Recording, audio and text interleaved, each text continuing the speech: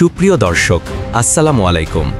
Simon সরকার সুজন সংবাদ উপস্থাপনায় যুক্ত হওয়ার জন্য আপনাকে অসংখ্য ধন্যবাদ। জানিয়ে দিচ্ছি আমাদের হাতে থাকা সর্বশেষ আপডেট।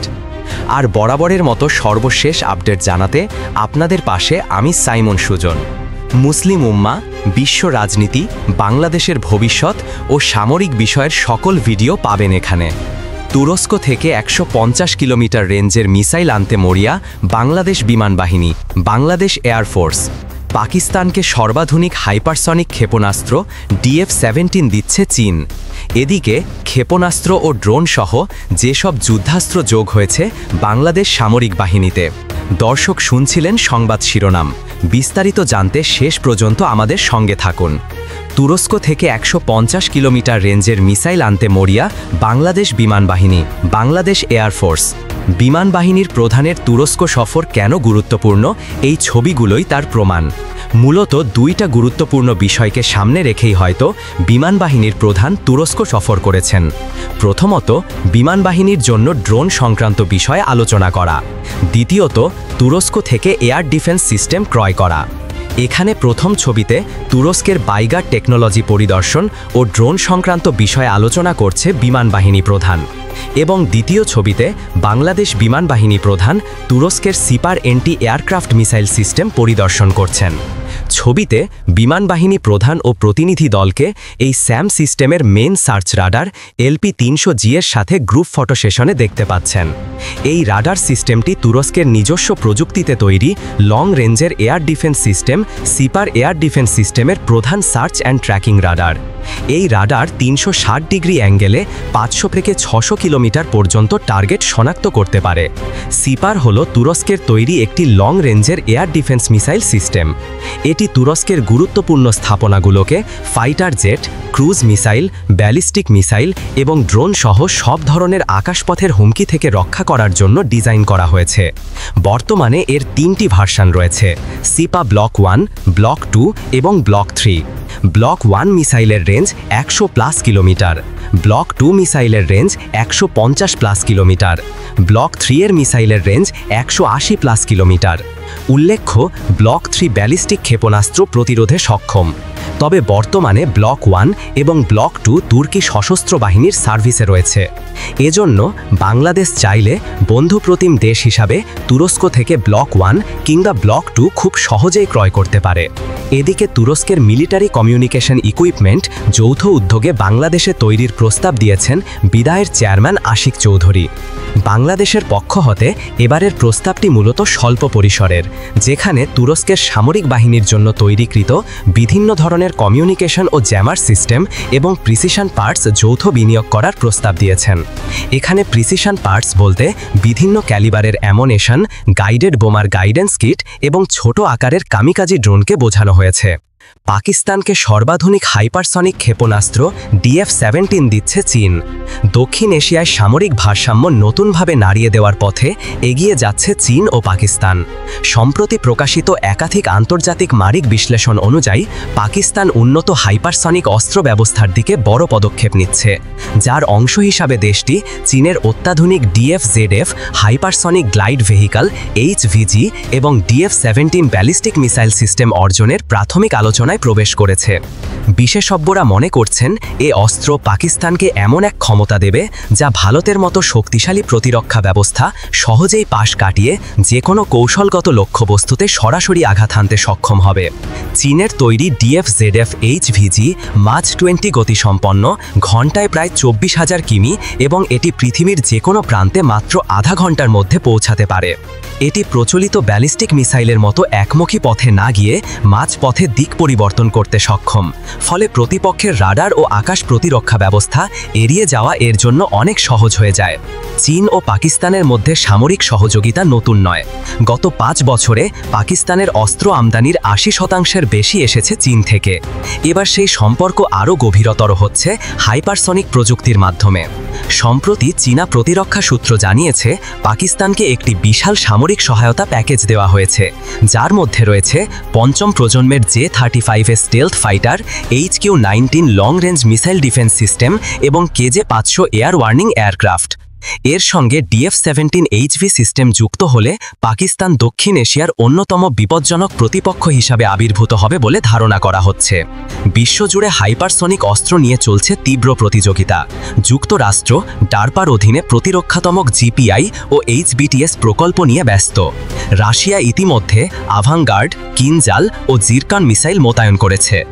এমনকি Bharat, Japan, Australia, France, Iran এবং উত্তর কোরিয়া সব দেশই হাইপারসনিক প্রযুক্তি উন্নয়নে যুক্ত।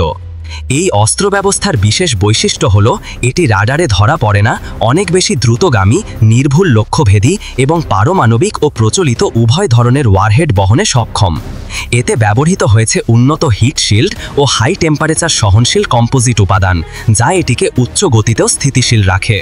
বিশ্লেষকরা বলছেন এই প্রযুক্তি ভবিষ্যতের যুদ্ধ কৌশলে আমূল পরিবর্তন আনবে। কৃত্রিম বুদ্ধিমত্তা, উন্নত সেন্সর ও স্মার্ট সিস্টেম যুক্ত হলে এটি আরও ভয়ঙ্কর হয়ে উঠবে।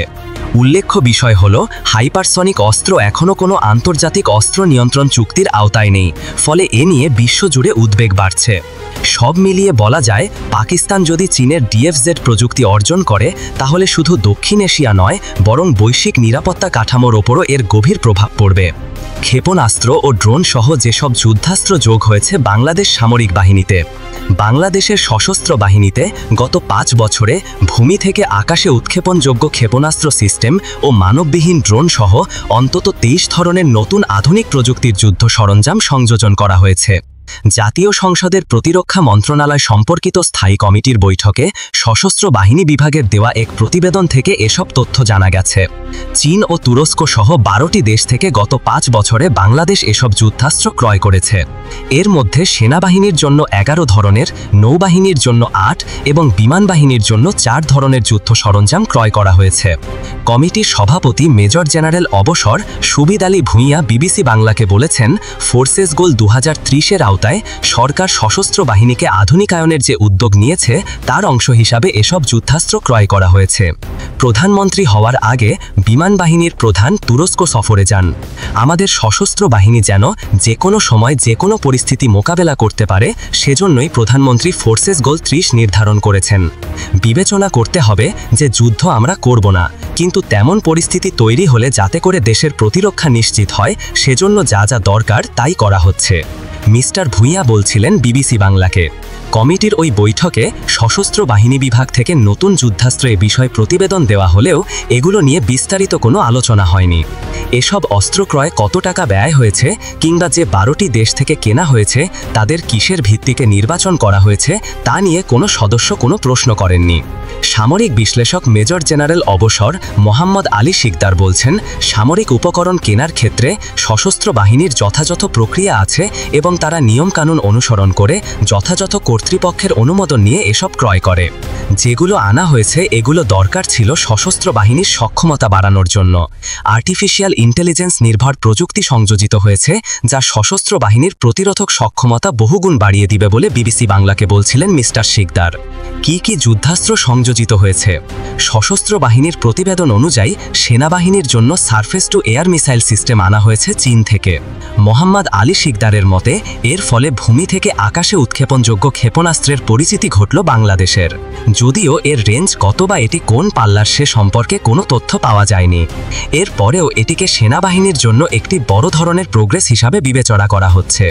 যুদ্ধক্ষেত্রে ক্ষতিগ্রস্ত ট্যাঙ্ক উদ্ধার করে এনে মেরামত করে আবার তা যুদ্ধক্ষেত্রে পাঠানোর জন্য জার্মানি থেকে সংগ্রহ করা হয়েছে armoured recovery vehicle for tank. যেটি নিয়ে সবচেয়ে বেশি আগ্রহ তৈরি হয়েছে তা হলো আনম্যান্ড এরিয়াল ভেহিকল বা UAV। এটি হচ্ছে মানববিহীন ড্রোন। এটি সংগ্রহ করা হয়েছে তুরস্ক থেকে। তুরস্কের রাজধানী আঙ্কারায় নিযুক্ত বাংলাদেশের রাষ্ট্রদূত মাসুদ মান্নান তুর্কি সংবাদ মাধ্যম আনাদুলু এজেন্সিকে এক ইঙ্গিত দিয়েছিলেন 2021 সালের ফেব্রুয়ারিতে। ওই বছর জুনে তুরস্কের সাথে চুক্তিও করেছিল বাংলাদেশ। এখন সশস্ত্র বাহিনীর প্রতিবেদন থেকে জানা যাচ্ছে যে মানববিহীন ড্রোন ছাড়াও তুরস্ক থেকে সেনাবাহিনীর জন্য বিভিন্ন ধরনের armoured personnel carrier, multiple launch rocket system এবং regiment field artillery weapon system সংগ্রহ করা হয়েছে। ওদিকে এই সময়ের মধ্যে নৌবাহিনীর জন্য চীন থেকে ফ্রিগেট, বিভিন্ন ধরনের মিসাইল ও উপকরণ ছাড়াও চীনের সহায়তায় নৌঘাঁটি শেখ হাসিনার সাবমেরিন বেজ নির্মাণ এবং নৌবাহিনীর ডকইয়ার্ডের জন্য উপকরণ, প্রশিক্ষণ ও অন্য সুবিধা নিশ্চিত করা হয়েছে। আর ইটালি থেকে ইউটিলিটি হেলিকপ্টার এনেছে নৌবাহিনী এবং কানাডা থেকে এসেছে আধকাঠামো সহ স্যাটেলাইট নেটওয়ার্ক সিস্টেম। অন্যদিকে বিমান বাহিনীর জন্য যুক্তরাজ্য থেকে আনা হয়েছে MK5 এয়ারক্রাফট, ফ্রান্স থেকে এয়ার রাডার, ইটালি থেকে মানববিহীন ড্রোন এবং জার্মানি থেকে প্রশিক্ষণ বিমান। মোহাম্মদ আলী শিকদার বলছেন, যেসব দেশ থেকে যা যা আনা হয়েছে দীর্ঘদিন ধরেই সামরিক এসব উপকরণের জন্য তারা সুপরিচিত।